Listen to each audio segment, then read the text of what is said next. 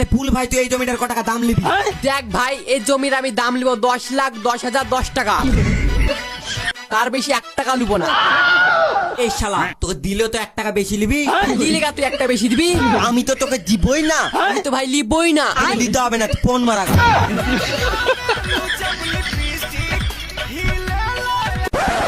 দেখ ভাই, এই জমিটা তোরও না আমারও না। এই জমিটার দাম 9,90,000 টাকা, 9.5 টাকা লে। এই জমিটা পানি হলে একানি গেলা সব ফোন মারি যাবে। এখন আমি কি করবো? কি গো মিস্ত্রি, আমার জমিতে কি হচ্ছে? ও তেমন কিছু নাই, দেখে একটা জমি বিক্রি করছে, জমি লিছি তাই। ওই কার জমি দেখি? কই কে আছে এখানে? এখানে তো দাঁড়িয়ে ছিল। ও তো আজ থেকে 3 বছর আগে এই জমি থেকে মরে গেছে।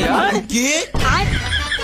হ্যাঁ, আত্মার তো এই জমিটার উপরে আবার জান লেগে গেছে, সেই জন্য জমির উপর দিয়ে ঘুরে বেড়ায়। ও ভূত!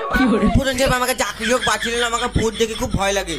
কিরে মারু, মাথা থেকে কি হচ্ছিস নিচে? প্রধান সাহেবের কাছ থেকে মাপ চাচ্ছি, পাগলা নাকি তুই? প্রধান সাহেব তো 3 বছর আগেই মরে গেছে, এই জমিতে তো রাতটা ঘুরে বেড়ায়। কি? ঘুমাগো।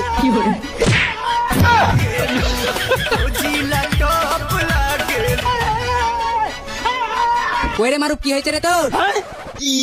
এখানে প্রধান সাহেব ছিল যে? চুদির ভাই ভূত আমারও পিছাড়ে না।